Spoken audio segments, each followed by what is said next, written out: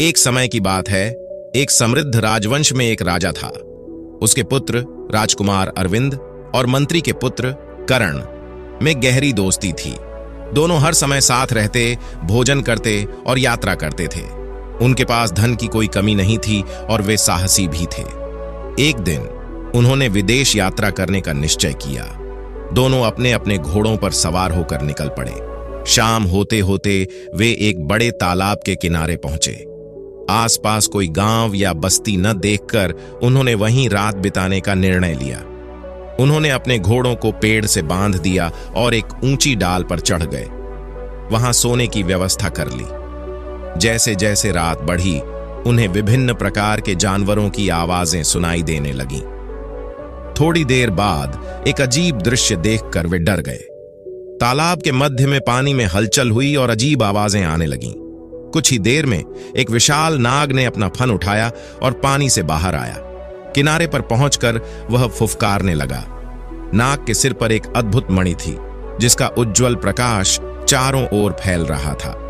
नाग ने अपनी मणि को एक मिट्टी के ढेर पर रख दिया और भोजन की तलाश में उस पेड़ के नीचे पहुंचा जहां दोनों मित्र बैठे थे। नाग ने उनके घोड़ों को खा लिया। दोनों डर गए कि अब नाग उन्हें भी खा लेगा, लेकिन वह दूसरी ओर निकल गया। फिर उनकी नजर मणि पर गई, जिसे उन्होंने पहले कभी नहीं देखा था, केवल कहानियों में सुना था। मंत्री के पुत्र कर्ण की मणि पाने की इच्छा जागी। उसने सुना था कि मणि के प्रकाश को ढकने का एकमात्र उपाय गोबर या घोड़े की लीद है। पेड़ के नीचे लीद पड़ी थी, इसीलिए वह जल्दी से पेड़ से उतर गया और मणि को घोड़े की लीद से ढक दिया। फिर वह फिर से पेड़ पर चढ़ गया। थोड़ी देर बाद नाग लौटकर मणि को खोजने लगा। मणि को न पाकर वह गुस्से में फन पटकने लगा और दुखी होकर वहीं प्राण त्याग दिए। सुबह होते ही राजकुमार अरविंद और कर्ण पेड़ से उतरे। कर्ण ने मणि को निकाल लिया और उसे धोने के लिए तालाब की ओर बढ़ा। जैसे ही उसने मणि को धोया, उससे अपूर्व प्रकाश निकलने लगा। उस प्रकाश से तालाब का तल तक रोशन हो गया। उन्होंने देखा कि तालाब के तल में एक विशाल महल है, जो दीवारों से घिरा है। कर्ण ने कहा, चलो डुबकी लगाकर वहां चलते हैं। राजकुमार अरविंद ने डरते हुए कहा, अगर वहां कोई दैत्य हो तो? कर्ण, जो साहसी था, ने कहा, चलो, जो होगा देखा जाएगा। दोनों ने तालाब में डुबकी लगाई। कर्ण के हाथ में मणि थी, जिसका प्रकाश चारों ओर फैल गया। कुछ क्षणों में वे तालाब में स्थित राजमहल तक पहुंचे। महल का मुख्य द्वार खुला हुआ था। उन्होंने अंदर प्रवेश किया, लेकिन वहां कोई भी व्यक्ति नहीं दिखाई दिया। ऐसा लगा जैसे सभी उस महल को छोड़कर कहीं और चले गए हैं। भटकते भटकते वे एक कमरे में पहुंचे, जहां एक सुंदर लड़की सो रही थी। उसकी त्वचा दूध के समान सफेद थी और उम्र लगभग 16 से 17 साल होगी। दोनों उसे देखकर आश्चर्यचकित रह गए। कुछ देर बाद लड़की की नींद खुली। उसने आंखें मिलाते हुए उन्हें देखा और घबराकर बोली, आप लोग यहां कैसे आए?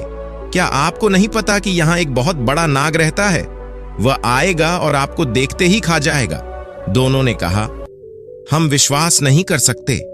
लड़की ने बिस्तर से उठते हुए कहा, उस नाग ने मेरे माता पिता, भाई, नौकर, चक्र, सिपाही और संबंधियों सभी को खा लिया है। सिर्फ मुझे छोड़ दिया है। आप लोग तुरंत भाग जाइए, वरना वह आपको भी खा जाएगा। कर्ण ने कहा, अब नाग नहीं आएगा क्योंकि वह मर चुका है। यह सुनकर लड़की बहुत खुश हुई। उसने उन्हें बार बार धन्यवाद दिया। फिर वह बोली, आप लोगों ने मुझे नाग से बचाया है। कृपया इस महल में मुझे अकेला छोड़कर मत जाइए। वे वहीं रहने लगे। लड़की जितनी सुंदर थी, उतनी ही उसकी प्रकृति भी अच्छी थी। कुछ दिनों बाद राजकुमार ने उससे विवाह कर लिया। फिर कुछ दिनों बाद राजकुमार ने अपने देश लौटने का विचार किया, लेकिन वह शाही ठाठ बांट के साथ जाना चाहता था। कर्ण ने कहा कि वह पहले जाकर राजा को सब कुछ बता देगा, फिर हाथी, घोड़े और प्रजा के साथ आएगा और दोनों को रौब-दाब के साथ ले जाएगा। यह सुनकर राजकुमार खुश हो गया। तय कार्यक्रम के अनुसार कर्ण जाने के लिए तैयार हुआ। तालाब के ऊपर जाने के लिए मणि की आवश्यकता थी। दोनों ने तय किया कि मणि लेकर वे ऊपर जाएंगे। फिर राजकुमार अरविंद मणि के साथ वापस आएगा और कर्ण अपने देश की ओर रवाना होगा। इसी योजना के अनुसार जल से बाहर आकर कर्ण ने अपनी वापसी की तिथि राजपत्र को बताई और अपने देश के लिए प्रस्थान कर दिया। राजकुमार मणि लेकर अपनी पत्नी के पास लौट आया। वहीं कर्ण सीधे रास्ते से नहीं लौटकर दूसरे रास्ते से अपने देश लौटने लगा, जिससे उसे घर पहुंचने में अधिक समय न लगे। इसीलिए वह पूरी तैयारी के साथ लौटने में देरी कर गया। इधर राजकुमार उस निर्जन महल में बहुत अधीर होकर कर्ण के लौटने की प्रतीक्षा करने लगा। एक दिन राजकुमार दोपहर को भोजन कर सो गया। इसी दौरान उस लड़की की नजर मणि पर पड़ी। उसने सोचा, पानी के बाहर मणि का क्या होगा, मैंने इसे कभी नहीं देखा।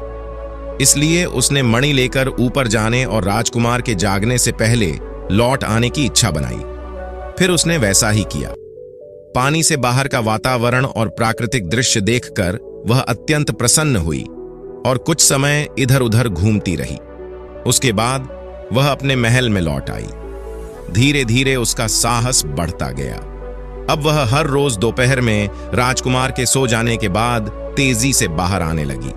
एक बार की बात है, जिस राज्य की सीमा में तालाब था, उस राज्य का राजा एक दिन अपने पुत्र के साथ शिकार के लिए वहां आया और तालाब के पास अपना डेरा डाला। दोपहर को सभी भोजन में व्यस्त थे। राजकुमार घूमते घूमते उसी तालाब के किनारे खड़ा हो गया। पास में एक बूढ़ी औरत सूखी लकड़ियां चुन रही थी। वह लड़की भी रोज की तरह मणि लेकर तालाब के घाट पर बैठी थी। अचानक उसकी नजर उन दोनों पर पड़ी। वह अत्यंत घबरा गई और तालाब में डुबकी लगाकर अपने महल में पहुंच गई, जहां उसने राहत की सांस ली। इधर राजकुमार उस लड़की की सुंदरता पर मोहित हो गया।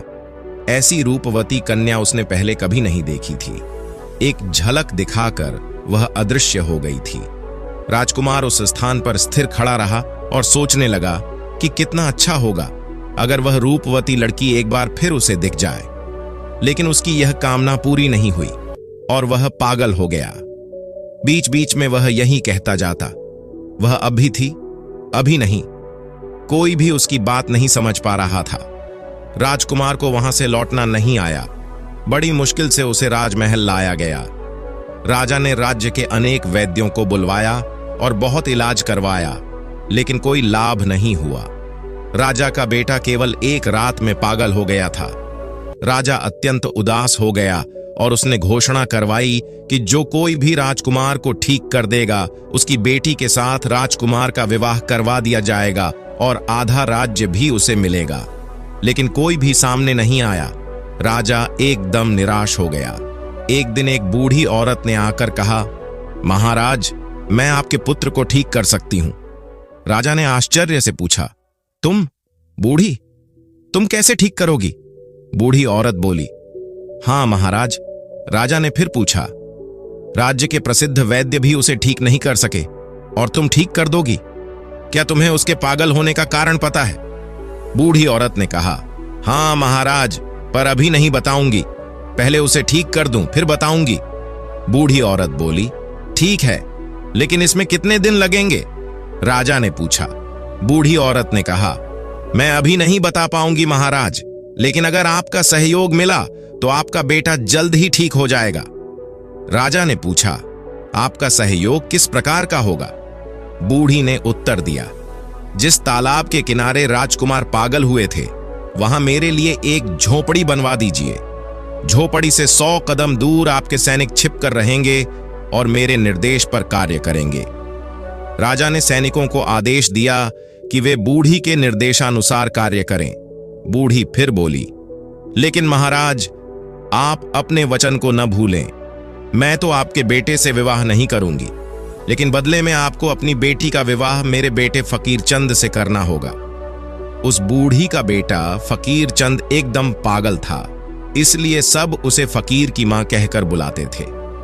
फकीर अक्सर घर से भाग जाता था और जब लौटता तो दरवाजे पर खड़ी मां के सामने उछल कूद करता। उसकी बात कोई भी समझ नहीं पाता था। राजा के आदेश पर तालाब के किनारे चौकड़ी बना दी गई।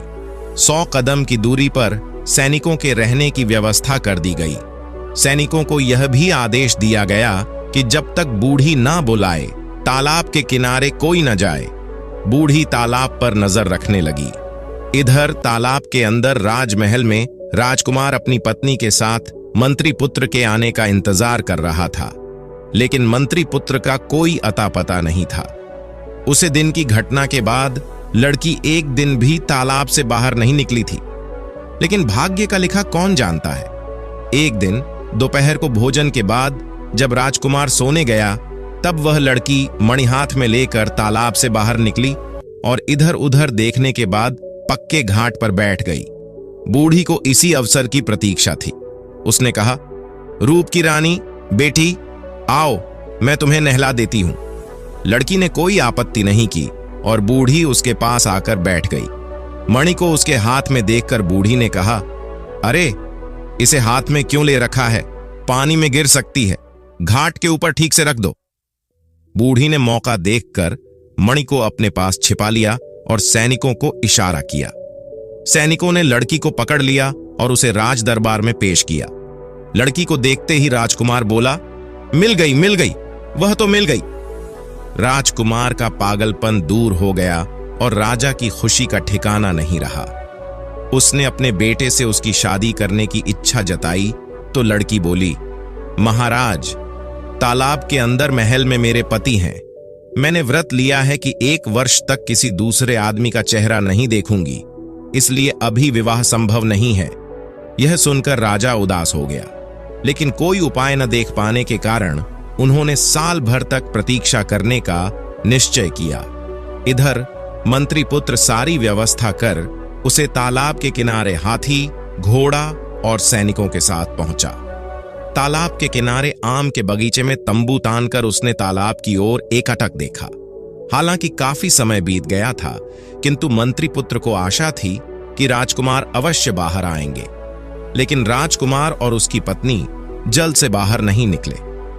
मंत्री पुत्र ने सोचा, निश्चित ही कोई घटना घटित हुई है, लेकिन पता नहीं था कि सांप की मणि के बिना वहां तक पहुंचना असंभव है।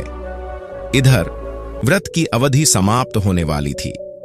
राजा ने अपने पुत्र के साथ उस लड़की के विवाह की तैयारियां शुरू कर दी। राजमहल में शहनाई बजने लगी। मंत्री पुत्र ने पास की नगर से आने वाली शहनाई की आवाज सुनी। एक राहगीर से पूछने पर उसने बताया कि एक झलकन्या से इस देश के राजकुमार का विवाह होने जा रहा है। उसी की तैयारियां चल रही हैं। मंत्री के बेटे ने सारी बात समझ ली और तय किया कि पहले नगर जाकर पूरी जानकारी जुटाएगा। वह नगर की ओर चल पड़ा। उसने एक ब्राह्मण के घर में शरण ली। ब्राह्मण ने उसका स्वागत किया और उसे भरपेट भोजन कराया। विश्राम के बाद मंत्री के बेटे ने पूछा, हे ब्राह्मण देवता, कृपया बताएं, नगर में इतनी तैयारी क्यों की जा रही है? ब्राह्मण बोला, लगता है तुम इस नगर में नए हो। नगर के निकट एक तालाब है, वहां से एक बेहद सुंदर झलकन्या को पकड़कर लाया गया है। कल राजकुमार के साथ उसका विवाह होगा, इसलिए नगर में इतनी रौनक है। यह तो बड़ी अद्भुत बात है, ऐसा मैंने पहले कभी नहीं सुना। दरअसल मैं बहुत दूर से आया हूं, कृपया मुझे पूरी बात बताइए, मंत्री के बेटे ने कहा। ब्राह्मण ने उसे बताया कि कैसे इस देश का राजा शिकार पर गया था और उसके बेटे की मानसिक स्थिति बिगड़ गई थी। फिर एक वृद्ध महिला ने झलकन्या को पकड़कर उसकी मदद की। मंत्री के बेटे ने पूछा, वृद्धा को राजा ने जो वचन दिया था, क्या वह पूरा हुआ? नहीं, क्योंकि वृद्धा का बेटा फकीर चंद कहीं गायब हो गया है। वृद्धा का कहना है कि अब उसके आने का समय हो गया है, ब्राह्मण ने जवाब दिया। वह फकीर चंद दिखने में कैसा है? मंत्री के बेटे ने फिर पूछा। ब्राह्मण बोला, वह तुम्हारी तरह ही है, हाथ में पेड़ की एक डाल लेकर घर के दरवाजे पर उछल उछल कर नाश्ता करता है और कहता रहता है, यह नहीं होगा, नहीं होगा। यह सुनकर मंत्री के बेटे ने एक योजना बनाई। वह ब्राह्मण से विदा लेकर नगर के बाहर आया, फिर फकीर चंद का वेश बनाकर पुनः नगर में लौटा। हाथ में पेड़ की एक डाल लेकर वह वृद्धा के घर के सामने उछलने लगा। फकीर चंद की आवाज सुनकर वृद्धा बहुत खुश हुई। उसे समझ नहीं आया कि मंत्री का बेटा फकीर चंद के वेश में आया है। खुश होकर वह बोली, लगता है भगवान ने मेरी सुन ली है। बेटा, अब मुझे छोड़कर मत जाना। नहीं नहीं, यह नहीं होगा, नकली फकीर चंद ने कहा। वृद्धा बोली, मेरे साथ रहो, राजा की बेटी के साथ तुम्हारा विवाह करवाऊंगी। फकीर चंद शादी के लिए राजी हो गया। वृद्धा ने कहा, तालाब से निकली झलकन्या को पकड़कर लाई हूं, क्या देखने चलोगे? जाऊंगा जाऊंगा, नाचते नाचते फकीर चंद ने कहा। सांप के सिर की मणि देखोगे? वृद्धा ने पूछा। देखूंगा देखूंगा, उसने कहा। वृद्धा ने अपने पास रखी मणि को जैसे ही निकाला, नकली फकीर चंद ने उसे लेकर अपने पास रख लिया। वृद्धा इतनी खुश थी कि उसका ध्यान उस पर गया ही नहीं। फिर फकीर चंद को राजमहल में ले गई जहां राजकन्या थी। उसने उसे उसी कमरे में बिठा दिया। शाम होने पर जब वह चलने के लिए तैयार नहीं हुआ, वृद्धा बहुत चीखी चिल्लाई, लेकिन वह भी कम जिद्दी नहीं था। आखिरकार हर कर वृद्धा पहरेदारों से उसका ख्याल रखने को कहकर अकेली लौट गई। रात में जब सब सो गए, तब मंत्री के बेटे ने लड़की के पास पहुंचकर अपना परिचय दिया। मंत्री के बेटे ने कहा, मैं जैसा कहूंगा वैसा ही करना होगा, आज रात ही हमें यहां से भागना होगा। उसके बाद नकली फकीर चंद बार बार खिड़की से बाहर आता, उछलता नाचता। पहले तो पहरेदार थोड़े चौकन्ने हुए, फिर उसे पागल समझकर आपस में कहने लगे, ये पागल है, लगता है सारी रात इसी तरह करेगा, कभी खिड़की से बाहर आएगा, कभी अंदर जाएगा, उसे ऐसा करने दो, हम लोग थोड़ी देर सो जाते हैं। मौका देखकर मंत्री के बेटे ने झलकन्या को खिड़की के रास्ते से ले भागा। वे उसी तालाब के किनारे पहुंचे। राजकुमार को महल से निकालकर अपने साथ लेते हुए मंत्री के बेटे ने जल्दी जल्दी अपने देश की ओर लौटना शुरू किया। हाथी घोड़े सब उसने पहले ही मंगा लिए थे। पहाड़, नदी और जंगल को पार करते हुए वे अपने देश की ओर बढ़ने लगे। इसी तरह कई दिन बीत गए, लेकिन कोई आबादी नहीं दिखाई दी। एक विशाल बरगद के पेड़ के नीचे उन्होंने रात बिताने का निश्चय किया। थकान के कारण राजकुमार और उसकी पत्नी गहरी नींद में सो गए, जबकि मंत्री पुत्र पहरा देने के लिए जाग रहा था। उस पेड़ पर एक चिड़िया और उसका बसेरा था। मंत्री पुत्र ने उनकी बातें सुन ली। चिड़िया बोली, मंत्री पुत्र ने बड़ी चालाकी से राजकुमार और उसकी पत्नी को बचाया है, लेकिन क्या वे अपने देश पहुंच सकेंगे? चिड़िया ने कहा, मैं तो आने वाली भयंकर विपत्ति को देख रही हूं। राजा राजकुमार को लाने के लिए हाथी भेजेगा, लेकिन राजकुमार हाथी पर बैठते ही गिरकर मारा जाएगा। चिड़ा बोला, अगर कोई राजकुमार को हाथी पर चढ़ने ही ना दे तो वह बच जाएगा, लेकिन फिर भी उसकी होनी टलेगी नहीं। राजमहल के सिंह द्वार में प्रवेश करते समय उस द्वार का टूटना उसकी मौत का कारण बनेगा। चिड़िया ने कहा। चिड़ा बोला, यदि कोई पहले ही सिंह द्वार को तोड़ दे तो फिर वह बच जाएगा, लेकिन इससे भी उसकी विपत्ति नहीं टलेगी। जब राजकुमार रात में सोएगा तब सांप उसे डस लेगा। चिड़ा बोला, यदि कोई छिपकर सांप को टुकड़े टुकड़े कर दे तो फिर तो वह बच जाएगा, लेकिन जो व्यक्ति सांप को मारेगा, यदि वह आज ही ये बातें राजकुमार को बता देगा तो वह सफेद पत्थर की मूर्ति बन जाएगा। चिड़ा बोला, क्या इससे बचने का कोई उपाय है? हाँ, यदि राजकुमार अपनी पहली संतान का रक्त मूर्ति पर लगाएगा तो वह जीवित हो उठेगा। सुबह हो गई, सूर्य आसमान में चमकने लगा और मंत्री पुत्र ने चिड़ा चिड़िया की बातचीत को ध्यान से सुना। उन्होंने यात्रा जारी रखी। थोड़ी दूर जाने पर उन्होंने देखा कि राजा ने उनके लिए हाथी, घोड़े और पालकी भेजी है। राजकुमार हाथी पर बैठने ही वाला था। तभी मंत्री पुत्र ने उसे रोकते हुए कहा, मैं हाथी पर जाऊंगा, आप घोड़े पर चढ़ें। राजकुमार नाराज हुआ, लेकिन उसने कुछ कहा नहीं। मन में सोचते हुए उसने मन ही मन कहा कि आखिर मंत्री पुत्र के कारण ही तो वह अपनी पत्नी के साथ घर लौट रहा है। नगर में प्रवेश करते ही राजमहल का सजावट भरा खूबसूरत सिंह द्वार नजर आया, लेकिन मंत्री पुत्र ने उसे तोड़ दिया। राजकुमार अत्यंत उत्तेजित हुआ, पर वह चुप रहा। पूजा के समय जब राजकुमार की थाली में मछली का सिर परोसा गया, तब मंत्री पुत्र ने तुरंत उसे उठाकर अपने मुंह में डाल लिया। पूजा के बाद मंत्री पुत्र ने राजकुमार से कहा, मैं घर जा रहा हूं, मुझे अनुमति दीजिए। मंत्री पुत्र के व्यवहार से राजकुमार इतना खिन्न हो चुका था कि उसने अनुमति देने में देर नहीं की। लेकिन मंत्री पुत्र घर नहीं गया। वह राजकुमार के पलंग के नीचे छुप गया। राजकुमार और उसकी पत्नी के सो जाने के बाद आधी रात को उसने देखा कि एक विषधारी नाग फन उठाए हुए कमरे में आ रहा है। सांप जैसे ही राजकुमार को डसने लगा, मंत्री पुत्र ने तलवार से उसके टुकड़े टुकड़े कर दिए। उन टुकड़ों को राजकन्या के पानी के बर्तन में छुपाने लगा तो बर्तन लुढ़क गया। आवाज सुनकर राजकन्या उठ बैठी। मंत्री पुत्र को शयन कक्ष में देखकर वह चिल्ला उठी। राजकुमार भी जाग गया। पलंग के पास रखी तलवार को उठाकर जैसे ही मंत्री पुत्र को मारने उठा, मंत्री पुत्र बोल उठा, विश्वास करो मित्र, तुम्हारी जान बचाने के लिए ही मैंने यह सब किया है।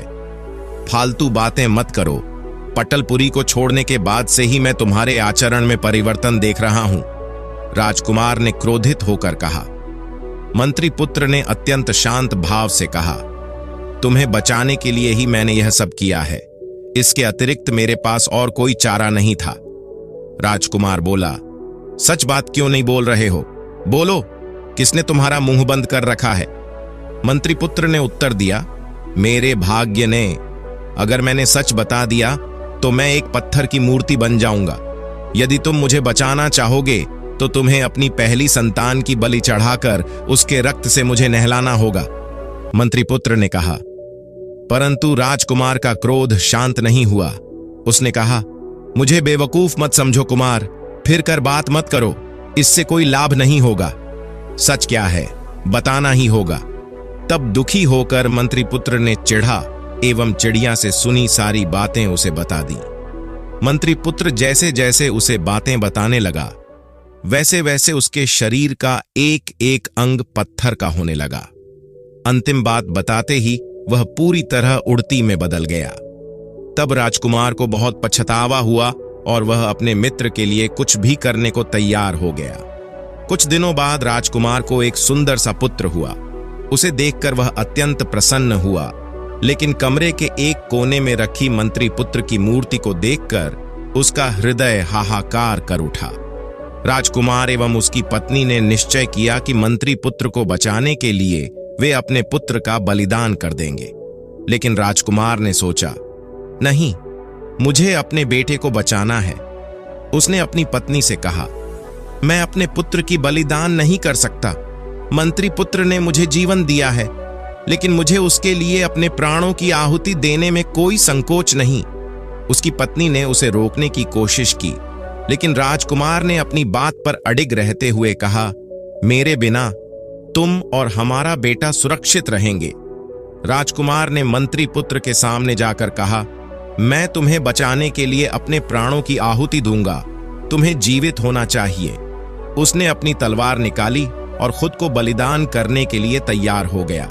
जैसे ही उसने तलवार अपने हृदय पर रखा, राजकुमार ने कहा, मेरे बलिदान से तुम्हें जीवन मिलेगा। उसने अपनी तलवार चलाई और खुद को मार डाला। तभी अचानक कमरे में एक तेज रोशनी हुई और वह मणि जो पहले जल कन्या के पास थी, राजकुमार के शरीर पर गिरी। मणि की शक्ति ने राजकुमार की आत्मा को वापस बुला लिया। राजकुमार ने एक बार फिर जीवन पाया और उसी समय मंत्री पुत्र भी जीवित हो गया। दोनों ने एक दूसरे को देखा और समझ गए कि उनका प्रेम और बलिदान ही उन्हें जीवित रखने का कारण है। अब सभी ने मिलकर राजमहल में खुशियों का जश्न मनाया। राजकुमार, उसकी पत्नी और मंत्री पुत्र ने एक दूसरे का साथ दिया और राज्य में सुख शांति का वातावरण बना। तो दोस्तों, आपको आज की कहानी अच्छी लगी तो चैनल को सब्सक्राइब करके हमें सपोर्ट कर दीजिए। फिर मिलते हैं एक नई कहानी के साथ।